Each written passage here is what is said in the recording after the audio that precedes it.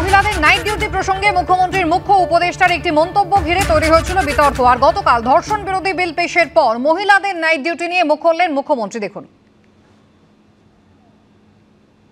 মহিলারা যত কম সম্ভব 12 ঘন্টা ডিউটি করবে।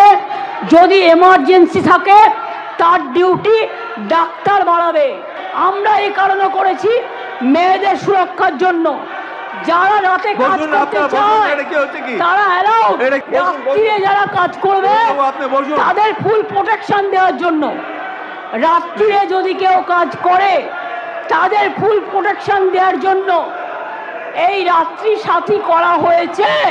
আমি ডক্টর মুখোপাধ্যায়ের কাছে যাব। ডক্টর মুখোপাধ্যায়, আপনি দীর্ঘদিন ধরে প্র্যাকটিস করছেন, শুধুমাত্র মহিলারা মানে এই কাজের ক্ষেত্রে মহিলাদেরকে বিভাজন করে দেওয়া হলো কারণ তাদেরকে সুরক্ষা দিতে হবে, যথোপযুক্ত সুরক্ষার বন্দোবস্ত করতে হবে। এতদিন পর্যন্ত তো আমরা জানতাম যে 2021-এর এনসিআরবি রিপোর্ট অনুযায়ী এই কলকাতা সেফেস্ট সিটি। তাহলে মহিলাদের রাতের ডিউটিতে, বিশেষত চিকিৎসকদের মতন এসেনশিয়াল সার্ভিসে কিভাবে আলাদা করা সম্ভব? দেখুন, এটা তো হচ্ছে সকলেই উত্তর দিয়েছে যে আজকে যদি দিনের বেলা রেপ হয় বা সন্ধ্যেবেলা রেপ হয় তো উনি কি বলবেন, দিনের বেলা তো কাজ করতে আসতে হবে না, না সন্ধ্যেবেলায় কাজ করতে আসতে হবে না। ওনার হচ্ছে অপদার্থ পুলিশ, অপদার্থ সিকিউরিটি মহিলাদের সুরক্ষা দিতে পারে না, আর সেইটাকে ঢাকা দেওয়ার জন্য উনি এই সমস্ত বলছেন। ওনার হচ্ছে এই জন্যই আমরা বলেছি যে এই পুলিশ মন্ত্রী বা এই স্বাস্থ্যমন্ত্রী পদত্যাগ নয়, উনি মুখ্যমন্ত্রী, উনি পোস্ট আর সব ল্যাম্প পোস্ট। সুতরাং ওনার পদত্যাগ চাই। উনি পদত্যাগ না করলে এই অবস্থার কোনো হাল ফিরবে না, সেটাই আমরা প্রথম থেকে বলে আসছি। আর উনি যেগুলো বলছেন এটা হচ্ছে একটা রিগ্রেসিভ অ্যাটিটিউড। ওটা উনি রাজ্যটাকে পেছনের দিকে নিয়ে যাচ্ছেন, দেশ সামনে এগোনোর চেষ্টা করছে, উনি রাজ্যটাকে পেছনের দিকে আনছেন যে মহিলারা কাজ করতে পারবে না, মহিলারা রাত্রে বেরোতে পারবে না, তারা সব পর্দানাসীন হয়ে বাড়ির মতো থাকবে নাকি। তো এইটা হচ্ছে মহিলাদের ক্ষেত্রেই এখানে প্রোটেস্টটা এসছে। এখানে ডক্টর তিতাস পাল আছেন, উনিও বলবেন। তো ওনার এইগুলো হচ্ছে রাজ্যকে পেছনে নিয়ে যাচ্ছেন, উনি এটা বুঝতে পারছেন না, কারণ উনি অপদার্থ, ওনার পুলিশ অপদার্থ। আমরা এই জায়গায় একবার শুনে নেব গতকাল মুখ্যমন্ত্রীর এই মন্তব্যের পর নির্যাতিতার মা বাবা তারা কি বললেন। আজকে যে এখানে এই যে অনেক যে মেয়েরা আছে তাদের হয়তো রাতে 10টার সময় 11টার সময় ইন্টারভিউ কারোর প্রয়োজন পড়তে হতে যাবে না, এখানে তাহলে তাদের চাকরি ছেড়ে দিয়ে বাড়িতে বসে থাকতে হবে। তার বৈষম্য তো এখানে তো ছেলে মেয়ের বৈষম্য উনি দেখিয়ে দিচ্ছেন। এটা তো অবশ্যই সরকারের অক্ষমতা। কেন তাদের মেয়েদের প্রোটেকশন দিতে পারছেন না? দুর্নীতিগুলোকে সামনে আনার চেষ্টা করুন। আজকে একটা ডক্টর যারা পড়ছে তারা কি ছেলে কি মেয়ে এটা বিচার করা উচিত নয়। ছেলেরা 12 ঘন্টা মানে মেয়েরা 12 ঘন্টা ডিউটি করবে, ছেলেরা 24 ঘন্টা ডিউটি করবে, এটা তো মেয়েদের আরো ছোট করা হচ্ছে। বৈষম্য, মেয়েদের আরো হেনস্থা করা হচ্ছে। এটা কেন হবে? এই বিল আমি পূর্ণ মানে অসমর্থন করব।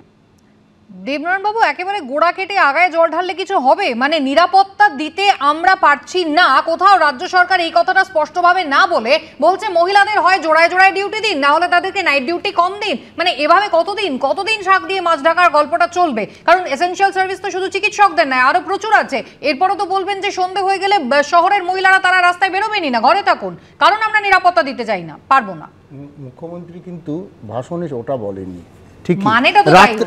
এখন আমরা যদি মনে করি রাত্রি যারা কাজ করবে তাদের প্রোটেকশন দেওয়ার জন্য রাত্রি সাথী আছে, মহিলারা যারা রাত্রে কাজ করবে তাদের প্রোটেকশন দেওয়ার জন্য রাত্রি সাথী করিয়েছে, যারা করবে অ্যালাউড। তাহলে এতে যদি মনে করা হয় আগের থেকে পরিবর্তিত, ভালো, দ্যাট ইজ গুড। সেটা আরো মুখ্যমন্ত্রী তার থেকে এটা অনেক প্রোগ্রেসিভ, উনি তো খারাপ কিছু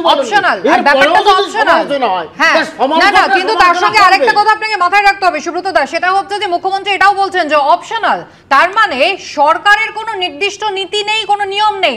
আমি চাইলে আসতেও পারি, আমি যদি মনে করি আমি সুরক্ষিত নই আমি নাও আসতে পারি। সেখানে আপনার কিন্তু কর্তৃপক্ষ হিসেবে বলার কোনো দায়ও নেই, মানে আপনাকে এটা মানতে হবে। খুবই দুর্ভাগ্যের আমাদের রাজ্যের মাননীয় মুখ্যমন্ত্রীর এইরকম একটা পুরুষতান্ত্রিক বক্তব্য, যা আজকের সময় ঘৃণিত হওয়া উচিত। 1 2 নম্বর, এই যে বলছেন দেবনারায়ণদা বললেন যে আলাপন বাবুর থেকে মুখ্যমন্ত্রীর বক্তব্যের পার্থক্য আছে। আচ্ছা, তাহলে যদি এইরকমই হয় আলাপন বাবুকে দিয়ে বলালেন কেন? চিফ সেক্রেটারি কোথায় ছিল? কোনটা মানবেন লোকে? কোনটা মানবেন? আলাপন বাবুকে তাহলে এই যে খরচা দিয়ে হাতি পোষা হচ্ছে কি কারণে আলাপন বাবুকে ফলে এইরকম ব্যাপার না, ব্যাপারটা হচ্ছে ধরুন এরকম যদি হয় যে একজন বাবা মা তার একটাই হচ্ছে গার্ল চাইল্ড আছে, অসুস্থ হয়ে পড়লো, হাসপাতালে নিয়ে যেতে হবে, বাবা মাকে নিয়ে যাবে কে? ওই গার্ল চাইল্ডই নিয়ে যাবে। তো তাহলে সে রাতে বেরোবে না, তাহলে বাবা মাকে নিয়ে হাসপাতালে যাবে না। আসলে এইটা হচ্ছে, আপনারা দেখুন 2011 সালে যখন আমাদের রাজ্যের মাননীয় মুখ্যমন্ত্রী ফটাফট হাওয়াই চটির আওয়াজ করতে করতে এসে ভবানীপুর থানা থেকে সমাজ বিরোধীদের ছাড়িয়ে নিয়ে গেল, তখনই তো বার্তা রটি গেল যে সমাজ বিরোধীদের রাজ্য তৈরি হয়েছে পশ্চিমবাংলা। সেই সমাজ বিরোধীদের উনি আর নিয়ন্ত্রণ করতে পারছেন না। উনি বলতেন যে আমি সমাজ বিরোধী নিয়ন্ত্রণ করি, উনি এখন আর পারছেন না।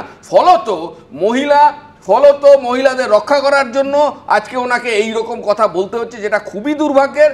অবিলম্বে আমাদের রাজ্যের আইন শৃঙ্খলার বিপর্যয় যেখানে এসেছে সেখানে তার দায় নিয়ে রাজ্যের পুলিশ মন্ত্রীকে পদত্যাগ করতে হবে। ডক্টর পল, তাহলে আপনারা কি করবেন? মানে আপনাদের জন্য তো এটা একেবারেই অপশনাল করে দেওয়া হলো। যদি সুরক্ষিত মনে করেন তাহলে আসবেন, যদি সুরক্ষিত না মনে করেন তাহলে আসবেন না, কারণ প্রশাসনের কিন্তু কোনো দায় নেই।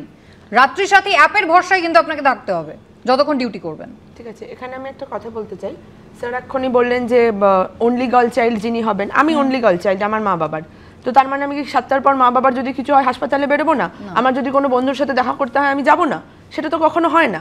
আর আমি নিট ইউজি দিয়ে ঢুকেছি আরজি করে পড়াশোনা করতে, ওখানে তো কখনো জেন্ডার ডিসক্রিমিনেশনে আমাদের ঢোকানো হয়নি। তুমি মেয়ে বা তুমি ছেলে, তুমি ডাক্তারি পড়তে পারবে, তুমি মনে রাখবে তুমি কিন্তু পড়াশোনাটা 8টা অবধি করবে, তারপরে তুমি বাইরে বেরিয়ে টিউশনে যেতে পারবে না, এরকম কথা কখনো ওঠেনি। জেন্ডার ডিসক্রিমিনেশন কখনো হয়নি। আজকে এটা কেন হবে? রাত্রেবেলা ডিউটি আমরা করব না কেন? আমরা কি সমানভাবে পড়াশোনা করিনি বাকিদের মতন? কেন ডিউটি করব না রাত্রেবেলা? আর আইনের মধ্যে অপশন কি করে আসে? অপশন যেখানে থাকে সেখানে ডিসিপ্লিন কখনো থাকতে পারে না। কারোর মনে হতে পারে আজকে আমি সুরক্ষিত বোধ করছি না, কি বেসিসে সুরক্ষিত বোধ করছে না, আজব ব্যাপার। নাই মনে হতে পারে আজকে আমি সুরক্ষিত বোধ করছি না, ডিউটি করতে যাব না, এটা তো কেউ অজুহাত হিসেবেও ব্যবহার করতে পারে। ডিসিপ্লিন থাকবে না যেখানে অপশন থাকবে। আইন এমন হওয়া উচিত যেখানে স্ট্রিক্ট ডিসিপ্লিনারি অ্যাকশন নেওয়া যায়। আমি এটার বেসিসে কি ডিসিপ্লিনারি অ্যাকশন নেব? তাই ডিসিপ্লিন যতক্ষণ না থাকবে আমার মনে হয় না কোনো ল পাস হবে। বা কে আইনকে মিস ইউজ করছেন না সেটাই বা বুঝবে কি করে প্রশাসন? সেটাই বা বুঝবে কি করে? এবং তার বিরুদ্ধে কর্তৃপক্ষ ব্যবস্থাই বা নেবে কি করে? একটা কথাই বলবো যে যতটা আমি জানি এই নিট দিয়ে যারা ঢোকে ডাক্তারিতে তার মধ্যে প্রায় 40% বা তার বেশি হচ্ছে ফিমেল ডাক্তার তৈরি হয়। তাহলে একটা হাসপাতালে যদি 100 জনের মধ্যে 40 জন বা 45 জন যদি মহিলা ডাক্তার থাকে আর তারা যদি কাজ না করে তাহলে তো কাজ না শেখে। ঠিক আছে স্যার, এটা দুটো পয়েন্ট আছে। সেটা হচ্ছে প্রথমত 40% যে ফিমেল ডক্টর আপনি বলছেন এটা 40% হতে পারে, কিন্তু এটা কাউন্টের বেসিসে 40%, এটা কিন্তু রিজার্ভেশনের বেসিসে 40% নয়। যারা নিজেদের ক্ষমতায় ঢুকেছে 40% তারা সেই 40% এখানে পড়ে। আর তারা যদি কাজ না করে, একটা ব্যাচে একটা 40% পপুলেশন কাজ করছে না, তাহলে হাসপাতাল কিভাবে চলবে? আর যেই 40% কাজ করছে না সে যে সত্যিকারের নিরাপত্তা মানে নিরাপত্তার অভাবে কাজ করছে না সেটার তো কোনো প্রুফ থাকবে না। আজকে আমি বলতেই পারি আমি বিকেলে বাড়ি থেকে বেরোবো না, আমার বন্ধুর সাথে দেখা করতে যাওয়ার আছে, আমি বিকেলে বাড়ি থেকে বেরোবো না, আমি আমার হসপিটাল অথরিটিকে বলে দিলাম আমি সুরক্ষিত বোধ করছি না, বেরোলাম না। কে দেখতে আসছে? এটা তো একটা স্ট্রিক্ট মানে তারপরে কি নিজেদের আমি তো জানি নিজেদের মধ্যে একটা বৈষম্য আসবে। সাপোজ যারা পুরুষ ডাক্তার তারা বলতে একেবারে ওভারবোর্ডের মধ্যে থাকবেন, একেবারে পুরুষ ডাক্তার ওভারবোর্ডের মধ্যে থাকবেন। এবং সেখানে শাসক দলের অন্দর থেকেই কয়েকদিন আগে আমরা শুনেছিলাম যে একজন জনপ্রতিনিধি তিনি সরব হয়েছিলেন জুনিয়র ডাক্তাররা কেন কর্মবিরতি করছেন। এমন নয় তো তারা বয়ফ্রেন্ডদের সঙ্গে কোথাও ঘুরে বেড়াচ্ছেন, তারা কাজে আসছেন না, কর্মবিরতি চলছে। প্রত্যন্ত গ্রামের মানুষজন তারা চিকিৎসা পাচ্ছেন না, অবিলম্বে তারা কাজে ফিরুন। যখন এই দাবি উঠছে তাহলে পুরুষ মহিলা এই ভেদাভেদ কেন? তবে গতকাল যে ছবি আমরা দেখলাম সন্দীপ ঘোষ একেবারে 9 তারিখ থেকে একদম শুরুর দিন থেকে যার বিরুদ্ধে অভিযোগ উঠছিল সেই সন্দীপ ঘোষ গত পরশু সিবিআই এর হাতে গ্রেফতার হয়েছেন। খুন ধর্ষণ নয়, আর্থিক দুর্নীতি ষড়যন্ত্রের অভিযোগে সিবিআই তাকে গ্রেফতার করেছে। আদালতে পেশের সময় একেবারে সপাটে চড় কষানো হলো তার গালে। ঠিক কি হলো গতকাল দেখুন একবার।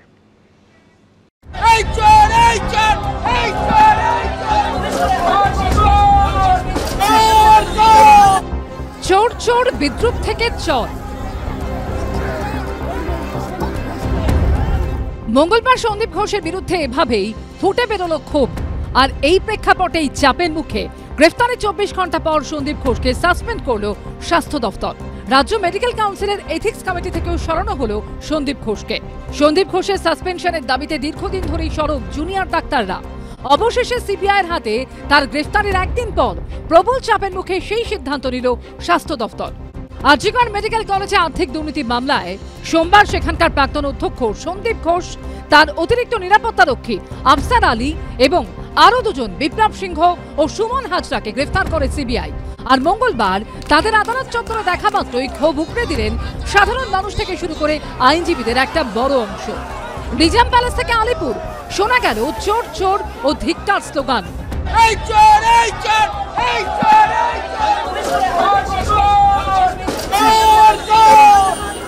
চড়ও মারা হয় সন্দীপ ঘোষকে।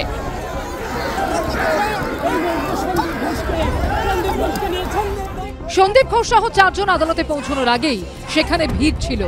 ধৃতদের গাড়ি ঢুকতেই উত্তপ্ত হয়ে ওঠে পরিস্থিতি।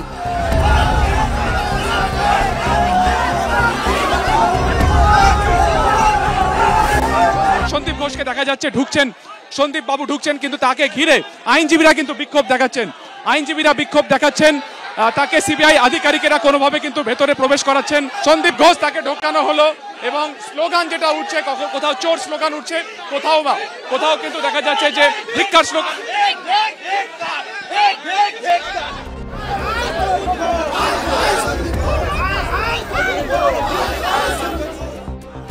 আদালত কক্ষে ধৃতদের ঢোকাতে রীতিমতো বেগ পেতে হয়। আদালত কক্ষের ভিতরেও চলে আইনজীবীদের বিক্ষোভ। সিবিআইয়ের আইনজীবী 4 জনকে 10 দিনের হেফাজতে চেয়ে দাবি করেন আরজিকর মেডিকেল কলেজের দুর্নীতি ষড়যন্ত্রের মাথা সন্দীপ ঘোষ। তিনি আরো বলেন, আরো তথ্য প্রমাণ জোগাড় করতে তাদেরকে দীর্ঘ জেরা করা প্রয়োজন, বিশেষ করে সন্দীপ ঘোষকে। সেই জেরাতে আরো নতুন জট খুলতে পারে, তদন্তে নতুন কোনো দিশা খুলে যেতে পারে, এমনকি মূল অপরাধ সম্পর্কে কোনো যোগসূত্র পাওয়া যেতে পারে। হাইকোর্টের নির্দেশে যে দুর্নীতি তদন্ত শুরু হয়েছে সেটা খুবই গুরুত্বপূর্ণ। সিবিআইয়ের আইনজীবী আরও দাবি করেন, ধৃত 3 জনের সঙ্গে সন্দীপ ঘোষের গভীর ষড়যন্ত্র ছিল, সেটা সামনে আসা দরকার। পাল্টা সন্দীপ ঘোষের আইনজীবী 10 দিনের হেফাজতের বিরোধিতা করে বলেন, তার মক্কেল ইতিমধ্যেই একাধিকবার সিবিআই এর কাছে গিয়ে সহযোগিতা করেছেন। সব পক্ষের বক্তব্য শোনার পর 4 জনকে 8 দিনের সিবিআই হেফাজতের নির্দেশ দেন বিচারক।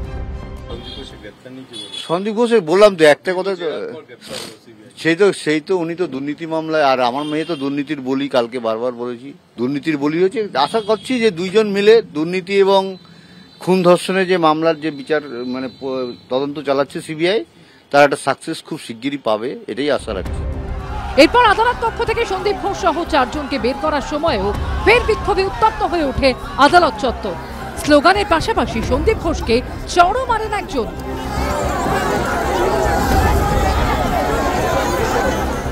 প্রকাশ সিনহা, আবির দত্ত ও সুকান্ত মুখোপাধ্যায়ের রিপোর্ট, এবিপি আনন্দ। আমি শ্রমিকের কাছে এই জায়গায় আসবো। শ্রমিক, সন্দীপ ঘোষ যার বিরুদ্ধে একেবারে শুরু থেকে অভিযোগ, এবং শুধু এই ঘটনাকে কেন্দ্র করে সামনে এসেছে এমনটা নয়, গত 3 বছর ধরে তিনি এখানে রাম রাজত্ব চালিয়ে গিয়েছেন এমনটাই অভিযোগ। সেই সন্দীপ ঘোষকে কবে সাসপেন্ড করছে স্বাস্থ্য ভবন?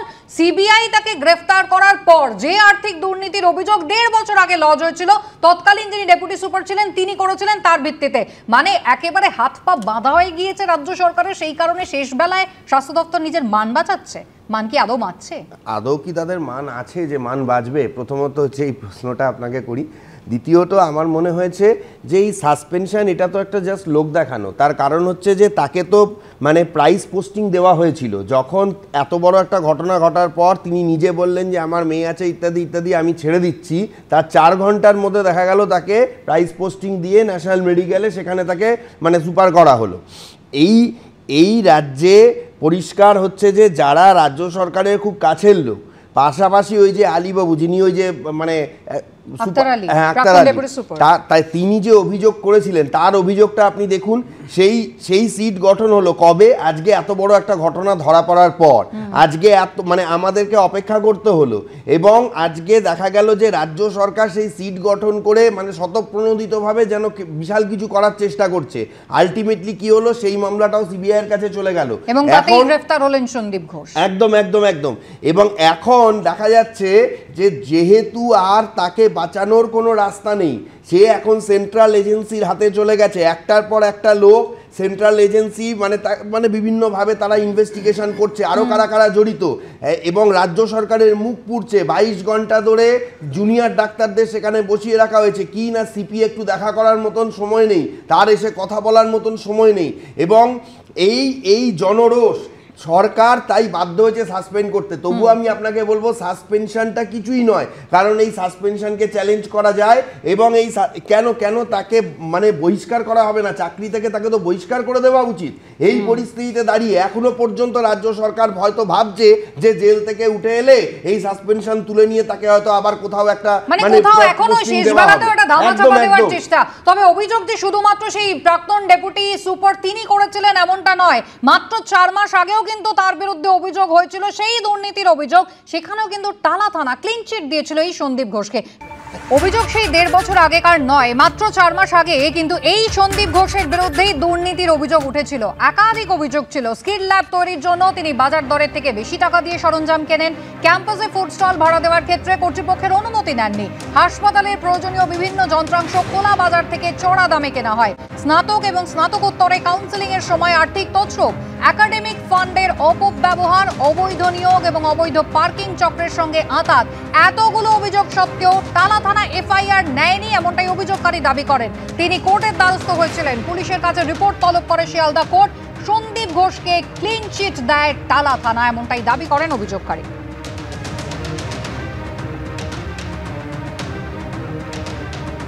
এই পশ্চিমবঙ্গের নাগরিক হিসাবে আমিও ওই সন্দীপবাবুর অ্যাগেনস্টে টালা থানায় একটা এফআইআর করি। সেই এফআইআরটা যখন টালা থানা নিলেন না, আমি মেল বা স্পিড পোস্টের মাধ্যমে করার চেষ্টা করি, তাতেও কোনো সাড়া দেননি। তখন টালা থানার অ্যাগেনস্টে আমি কমিশনার কাছে জানাই। কমিশনারও কোনো স্টেপ না নেওয়াতে আমি কোর্টে যাই, কোর্টের দ্বারস্থ হই। পুলিশ যে রিপোর্ট দিয়েছিলেন ওই প্রতিটা দপ্তরের সুপারদের কাছ থেকে একটা ক্লিন চিট নিয়ে এলেন, সেটা পুলিশ নিজেই করেছে। তার সঙ্গে আলোচনা করে মানে তাদের কাছে গিয়ে তাদের থেকে রিপোর্ট নিয়ে চলে এসছে, ওইটাই কোর্টে পেশ করেছে, যেটা মানে অবৈধ। তার জন্য একটা ইনভেস্টিগেশন হওয়ার টিম তৈরি হওয়া দরকার ছিল, ইনভেস্টিগেশন করা দরকার ছিল, সেটা না করে পুলিশ সেই তৎকালীন যে দপ্তরের প্রধানরা ছিলেন তাদের থেকে একটা ক্লিন চিটে এরম হয়েছে না, তারা বলেছে না এরম কিছু হয়নি। এই একটা মৌখিক ভার্বাল রিপোর্টের ওপর ভিত্তিতে তিনি কেস ডায়েরি মানে ক্লিন চিট দিয়ে দিলেন। ডক্টর পাল, সাসপেন্ড করা হয়েছে, অবশেষে স্বাস্থ্য দপ্তর সাসপেন্ড করেছে, তার নাম ওই মেডিকেল কাউন্সিল থেকেও বাদ গেছে, এতে আপনারা সন্তুষ্ট? সাসপেনশনের দাবি আমরা উঠিয়েছিলাম প্রথম দিন থেকে। 9 অগস্টে উনি তখন অ্যাডমিনিস্ট্রেশনের হাইয়েস্ট পোস্টে, উনি অ্যাডমিনিস্ট্রেশনে থাকতে এরকম একটা ঘটনা ঘটে গেল। তারপরে 10 তারিখে শুনলাম নাকি একটা কমিটি ফর্ম হয়েছে, যেটা স্বাস্থ্য ভবনের আধিকারিকরা নিজেরাই আমাদের কলেজে এসে বলেছিলেন। একটি কমিটি গঠন হয়েছিল, এইসব এনকোয়ারি কমিটি নামে এনকোয়ারি কমিটি একটা গঠন হয়েছিল। ওনার চেয়ারপারসন নাকি এক্স প্রিন্সিপাল স্যার নিজেই ছিলেন। উনি নাকি চেস ডিপার্টমেন্টের রিকনস্ট্রাকশনের জন্য যার বিরুদ্ধে আপনাদের অভিযোগ তিনি কমিটি ফর্ম করে তিনিই তার মাথায় বসে, হ্যাঁ তিনি তার মাথায় বসে আছেন, এবং চেস ডিপার্টমেন্টের রিকনস্ট্রাকশনের কাজ নাকি ওনার কথাতেই এগিয়েছে।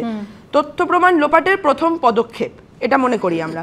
এটা হয়েছে 10 তারিখে। তারপরে 12 তারিখে উনি হলেন প্রিন্সিপাল সিএনএমসির। কি করে স্বাস্থ্য ভবন সেটা অ্যালাউ করলো? কি স্বাস্থ্য ভবনই তো তাদের দিল অর্ডারটা।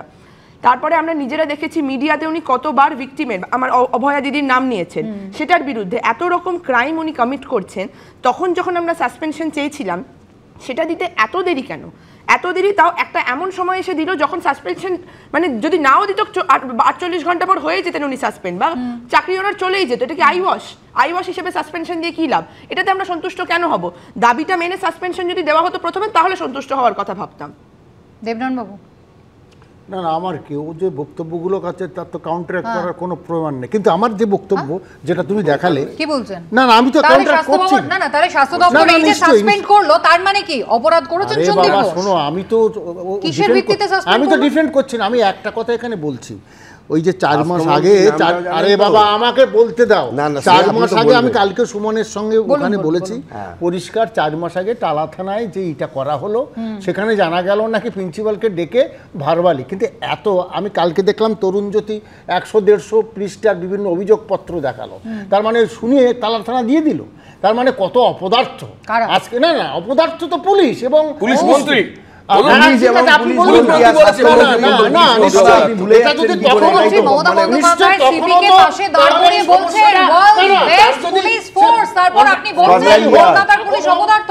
আলোচনার সময় শেষ, সকলকে ধন্যবাদ।